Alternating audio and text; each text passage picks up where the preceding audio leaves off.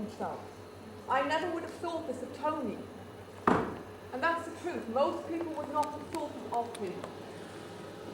And the truth is he tried to kill himself not once, but twice, 3 times. But how much are we willing to embrace that? How much are we willing to stand in the truth of how difficult it is sometimes to live in this world? We all want to embrace the rainbow vision, but we're not willing to stand in how fucking awful it is sometimes, and how painful it is, and how we all go down High Street and we'll smile at each other and say, I'm fine, I'm fine, I'm fine. No, I'm fucking not actually. It's hurting. And we don't share that with each other. We're not willing and we're not brave enough to stand in how dark it is. How dark and how difficult it is sometimes. Tomy shone like a light, but half of it was a mask. And if we don't acknowledge that it was a mask, because he, like the rest of us, was afraid to show the other side in truth and honesty with us all. We all love him as brothers and sisters, but how much of us are willing to embrace that side of him? I know Tomy had violence within him. I have violence within me. He struggled with his violence all his life. I've struggled with my violence all my life. How many of us are willing to stand here right now and say, I struggle with violence. I struggle with anger. I struggle with jealousy. I struggle with all of with feelings of betrayal, all this kind of stuff. How much of us are willing to do that? And as far as I'm concerned, if unless we are willing to stand there and say, I am in pain, it's not going well for me now, then Tomy's life and death has not given us the true gift that it really can. And that's what I would like to bring into the circle, that we can encourage and in our vulnerability stand there and say, I'm having a fucking bad day. I'd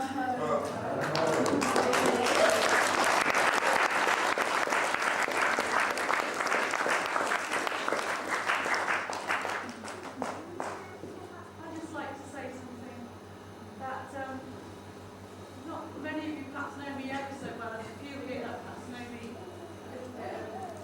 20 odd years I've been to the area.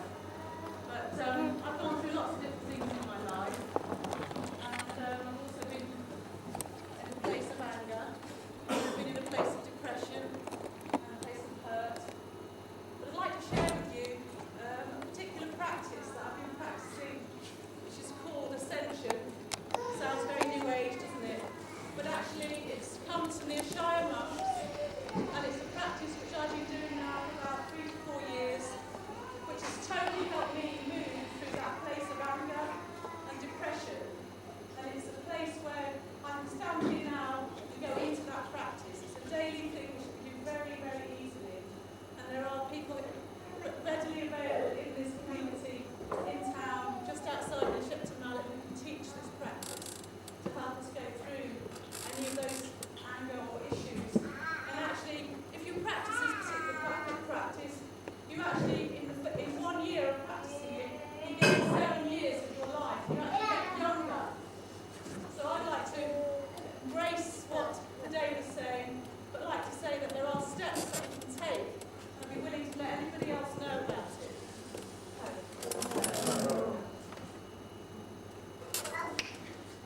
Hi, my name's Debs. You probably all know me as the jewellery lady up the high street. I wrote this poem a few years ago when I was in a really dark space, and I was experiencing everything that you were just talking about, plus the addictions. And I think Tomy would have liked it, and I hope you guys like it as well. On the hilltop, I stand and listen. Far away, you never see us glisten. The soft breeze sighs gently upon my saddened face. The treetops rustle, leaves shiver, and inside there is a place. Inside, deep within me, here there is an empty space. I see the skylark, small and agile, fluttering from place to place. And inside me once I felt the eagle, filled with power, strength and grace. Only now he's lying dormant, the will to fly has gone away. Is he really so badly wounded that he'll forever be that way? Now I call upon the powers of the earth, wind and sea to heal my wounded eagle. So again, there he can be, flying free over the waters and fill this void in me, to give me hope and inspiration and the will to carry on, trying hard not to stumble on the rocky cliffs whereupon, below the darkened waters that swirl around the sea plants, I can hear the sirens calling, come and join in our dance. It seems almost inviting, a new world with perhaps another chance. The chance to find some freedom of body, spirit and mind. Or would that just be the ultimate escape in my search to find my fragile eagle, the soulmate, eternal friend, one of a kind. Kindred spirits, only partly human, one in whom I believed I could totally rely. Or should I just accept that I may as well be barking at the sky? Is this what life's about? The ship of fools, a fairground ride? A continuum of the same mistakes, lost love and wounded pride. In my faith, I have followed the path of my spirit guide. I've felt the pain and seen the blood when sometimes I've mistaken the route not being so clearly marked, and hence I've undertaken a task that was too great for me or any other mortal being. Why is it now that I feel that I should best expire? Where is that rumbling inside of me that once set my soul on fire? Don't cry, baby, as tears, they say, are only for the living. So why cry for me, as I feel dead? I've had enough of giving.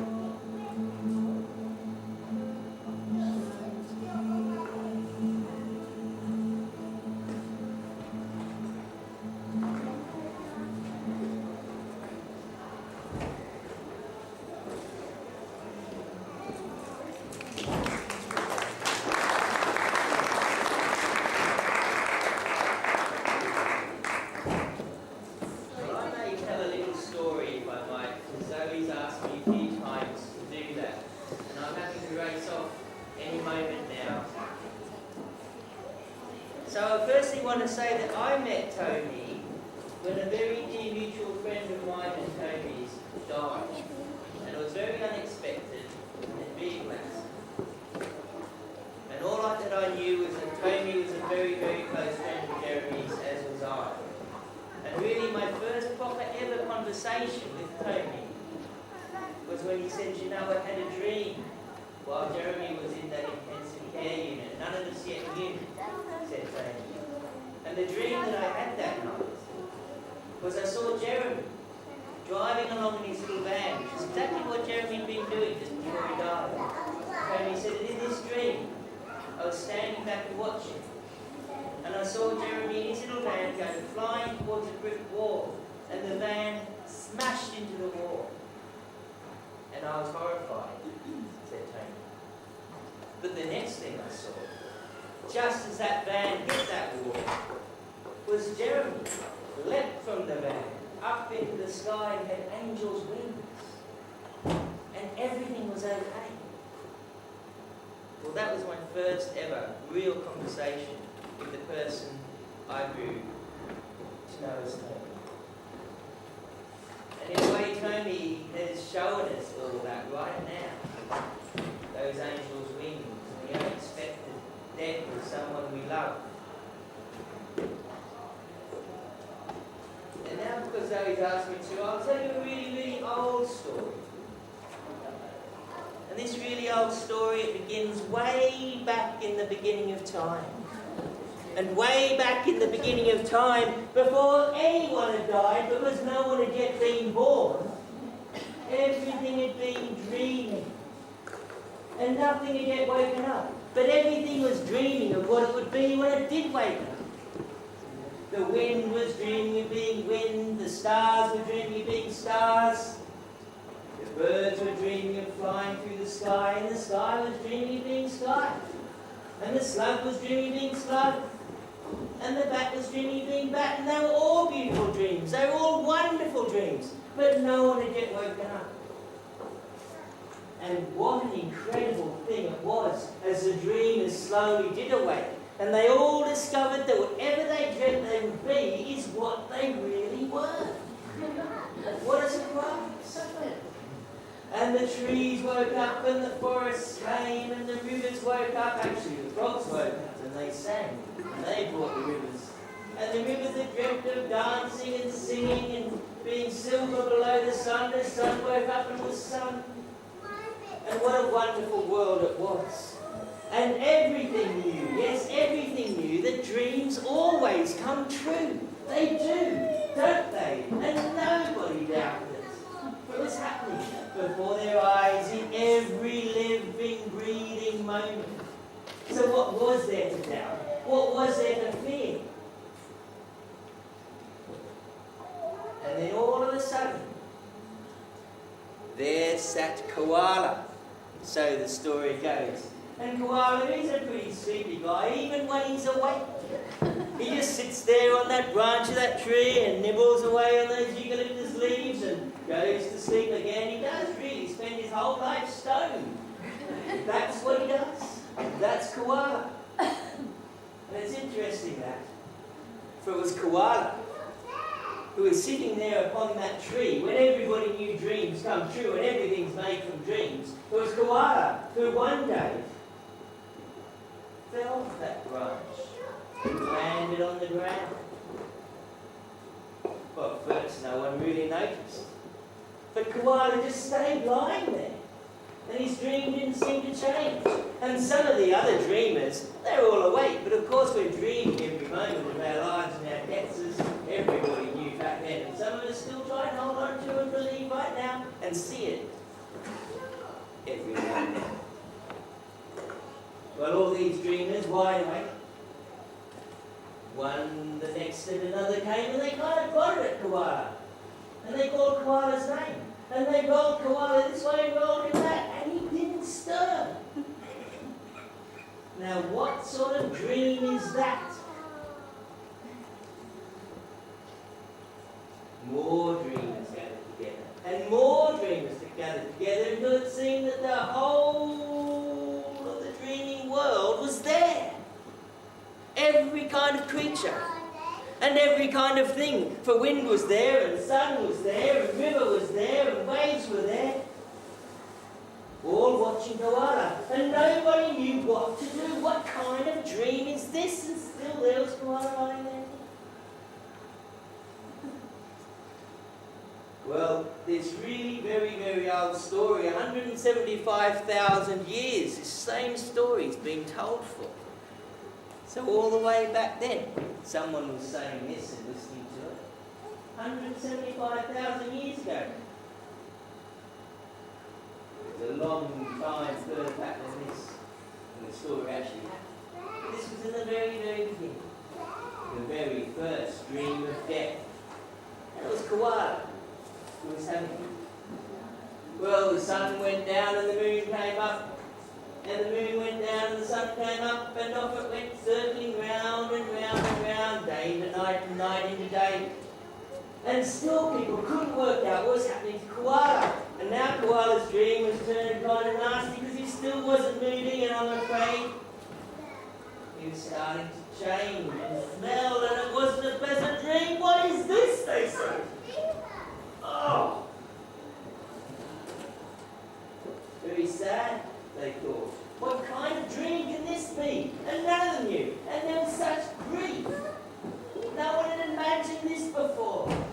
No one had even thought of it. No one had dreamt it. What kind of dream is it that koala is having? Now up on the branch of another tree through all of this sat Wan. Wan is the black crow, the ancestor crow. First of the crows. And Wan had been sitting there up on this branch and watching all the dreamers go and check out koala and plot him and poke him and debate and talk and sing, and he hadn't taken part in any of it. He'd sat there on the branch of his tree, watching and listening, until all of a sudden he leapt up into the sky, circled down, and landed by the side of the river, and he said, "Now I'm Wan, ancestor crow, and I want all of you to watch,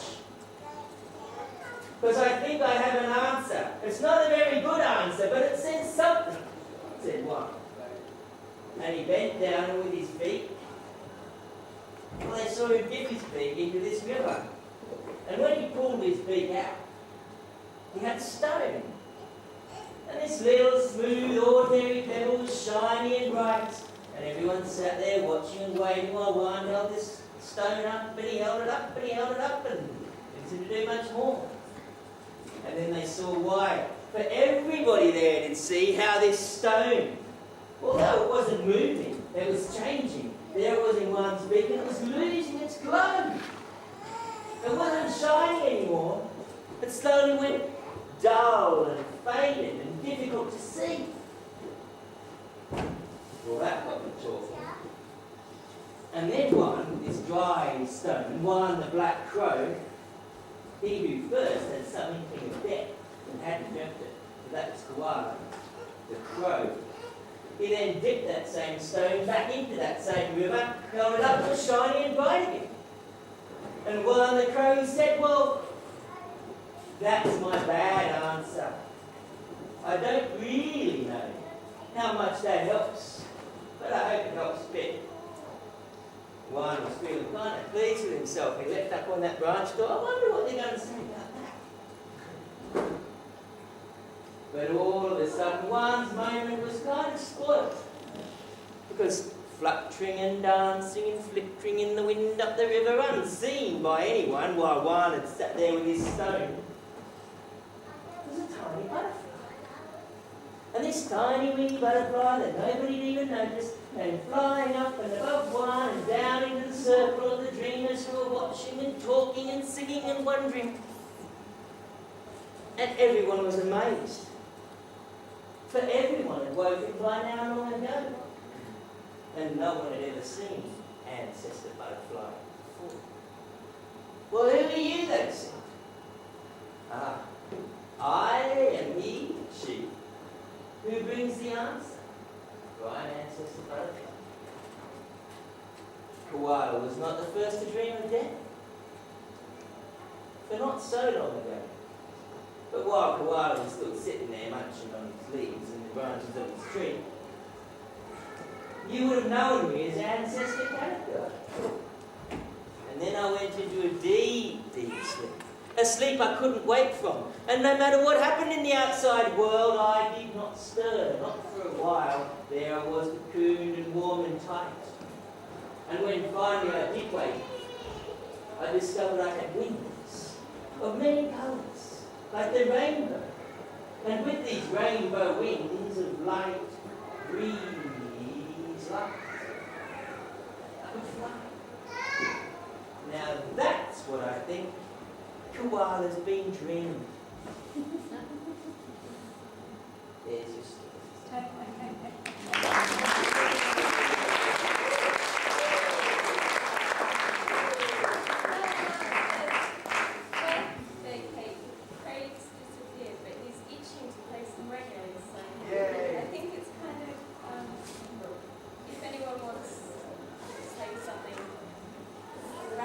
Just play a little bit of music.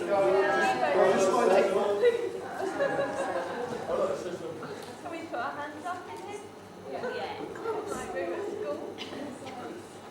One down to the face. Taurus.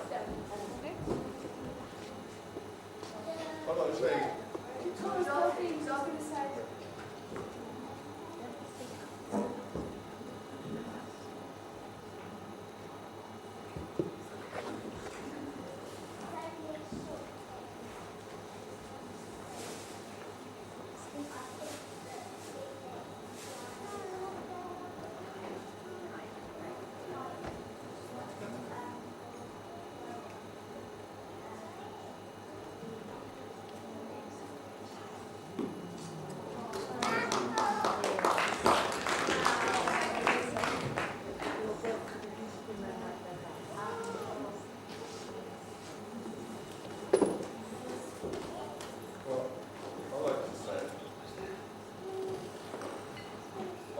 great spirit from my heart for bringing me to Glastonbury and to show me the light. And where I am today is a sad loss to me as well. Because you gave me a way of opening up my heart and being me. You know, and I didn't see it much since we moved back to this flat in Japan. We were a bit just lost the contact with it, you know. And recently, about 2 weeks ago,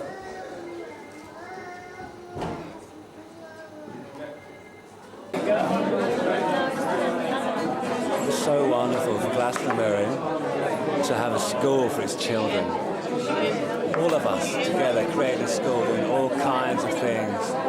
Dance, music, martial arts, singing, dancing, telling stories, taking the children out into the woodland, playing with them, building fires, building yurts, teepees, playing in the darkness, dancing, singing our ways. Fireworks! Let's have fireworks. Would you like kites, balloons? What colours? How many colours? What colours would you like? How many colours would you like? Let's have everything. Let's have everything. Everybody could do something really beautiful. Everything I've always wanted to do, and just do it. See? Everyone. Look.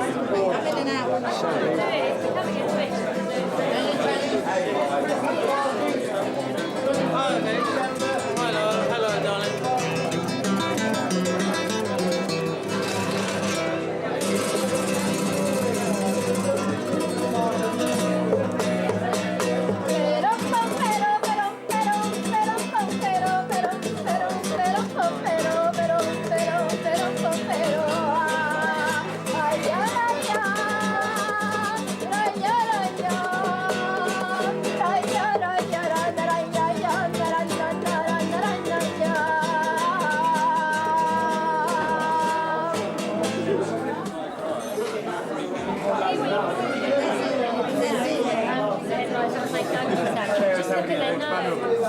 La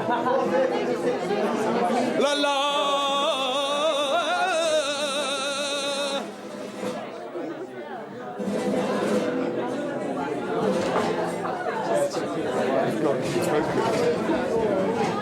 We got to keep focus. Focus, focus on your eyes. Your eyes tell no lies, you see.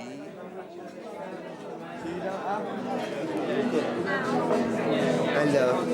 Children's Christmas party, 21st of December. Everybody's welcome. Come and enjoy it. Mother and Father Christmas. Free food, lots of games. 2 hours. And the frog song. And the frog song, yeah. 4:30 to 6:30.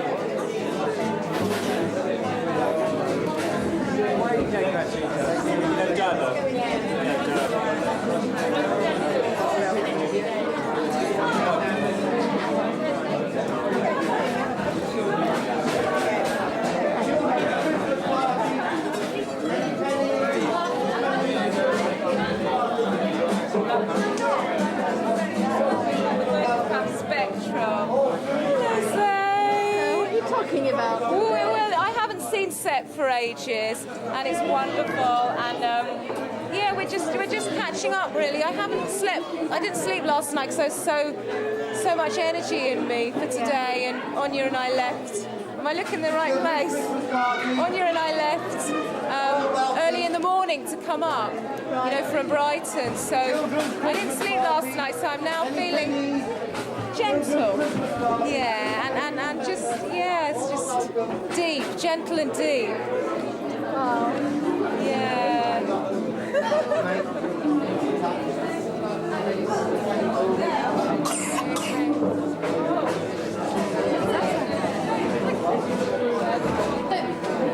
Hello, sheet number 2. Photocopy. It's totally different. Your photocopies. Don't listen, Zosa. It's not true. What about you, Ray? How's it going? You don't remember how much I charge.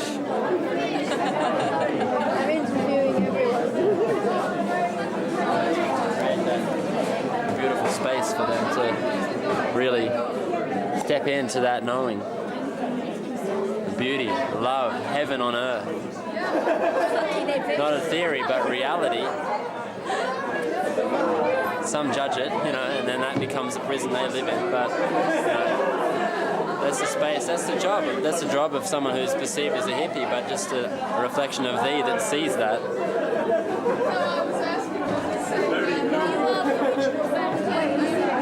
Not even. Hello. Hello? What are you talking about? He's trying to guess the gift that I've got for him. And he's not doing very well. Oh. Yes. Who are you? Camera person.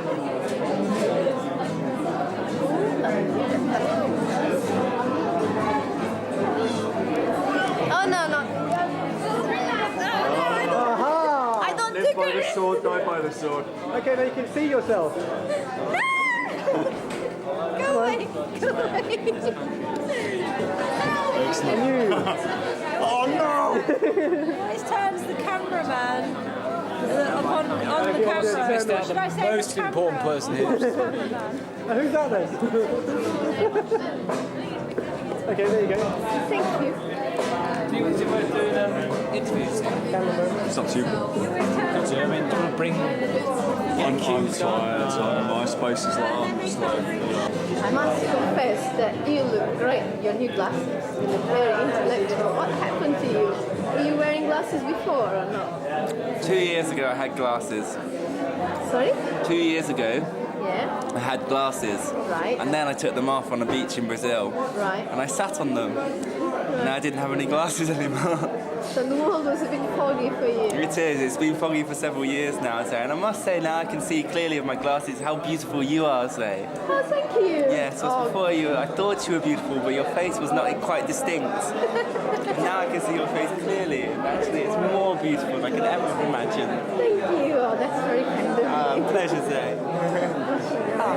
You don't want to come come to London this weekend, do you? Sorry? You don't want to come to London this weekend, do you?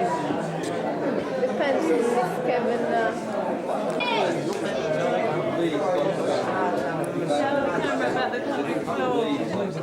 I was talking about women's pelvic floor muscles. Sorry? Women's pelvic floor muscles. And the muscles inside. Yeah. And after you have a baby, you jump up and down and you wet yourself. And they're all women as a ritual every day should. For their health. Pelvic floor muscles. Because lots of older women are incontinent because they were never told these things. Right. Pelvic floor And you just muscles. clench inside, that's all you do. Clench inside. Wow. You stand at a bus stop and do That's it. fantastic. You don't have it? Well, I do actually, Yeah, just a but you little might differently. need to do it, you've had 2 babies. You know, it's very Yeah. important for your elderly life. It's very good. I'm able to do what? Learn pelvic floor muscle exercises. I don't know what it is in Portuguese, darling, but Okay. Thank you. And how do we do it? you clench the inside. You clench yourself, not your bum. Inside Inside, and clench it tight, your your muscles. vagina. That's the word I was fucking looking for. I was trying to find a nice word. Pussy. Clench inside your vagina, the muscles, and hold it, and then let go. And when you go to the loo, clench it, stop yourself peeing, hold it, and then let yourself pee. Those muscles. There. And here ends the Happy lesson. to know about some secrets about women. Look at your eyes. They're I not think secrets, all though, are men. they? They're not I don't think it should be secret, and I think all men would be happy to know. I don't think it's a secret. And actually, it's I also know very about good it. for your sex life. Very good. In Thailand, they Good for your practice sex with. life as well. Sorry? It's very good Very for your good for your sex sex life. life. If you can Mine clench. said. No, well then maybe. Maybe, yeah. If you Pump can that clench muscle. your inner muscles Inner muscle. while you're making Flex love, your it's inner actually muscle. very, very amazing Yeah. for the man And for the woman. and for everyone. There you go. Everyone. So that's a hot sex tip from Debbie as well. There we are. Am I on film? Can you? Well done. Film But now that. you have to turn your...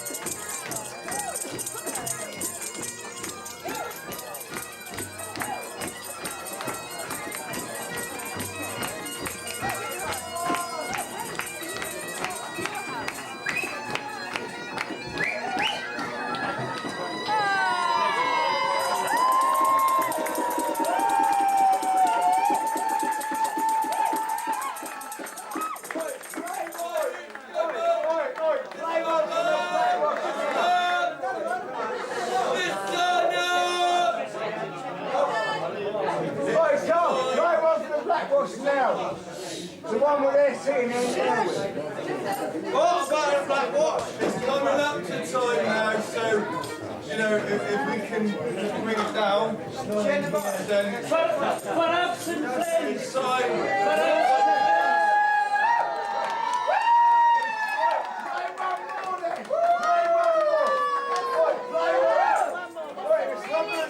Play one more. Some really nice music in the hall right now.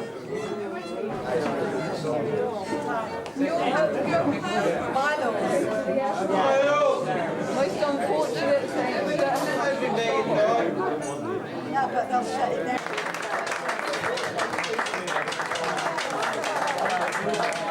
And a nice big hand for yourself!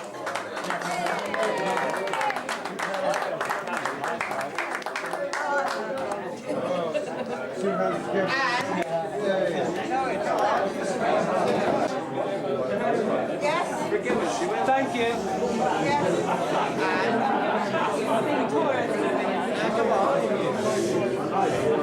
Oh, thank you. That's it.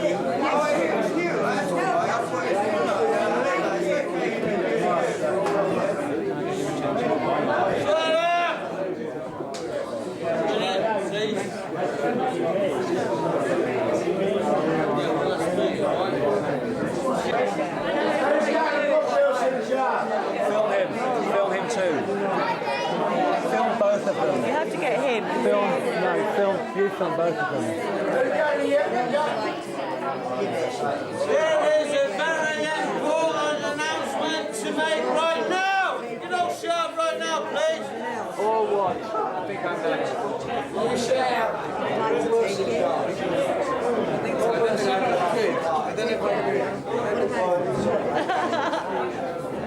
No smiling. No smiling. She's not using her voice. No, your voice is good. What sort of can I use a transposition? Who do you think I should use? Like 30 seconds? So it's too late. You've been spotted how you were.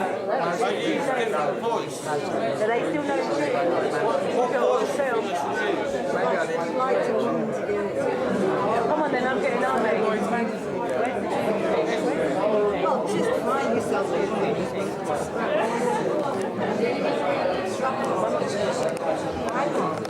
Oh yeah. You think we should indulge in that? But I might need a little... Excuse me, sir. I might need a little help. If you want me to use this data voice, then you may need to help me a little. Who's got a book, Wilson? No, it was him. There must be Right, we have found a big amount of money and we don't know who to give it to. Could you all just keep quiet and listen, please? That's fine. We have found a large amount of money. We don't know who it belongs to. Could you all just listen a minute, please? And we'll sort it out. You know how much it'll be. Right. You can't bullshit. Before I Yeah? get You know before how I get much your it'll attention, be. we ain't got no money. 99p. It's a load of That was bollocks. No, it's brilliant. 99p. That's what it is. It's got something to say, and I thought I'd get your attention. Yeah, but 99p. 99p. It costs a pound. 99 pence on the down. It costs a pound. Not me, it's him. I was trying to get attention for him. It costs a But pound. did you notice that the only thing that worked was the money thing? No, it's 99p. It's fine. Rob Wilson. Rob Wilson's got plenty. Oops, sorry. Let's go. If anyone's on this, though,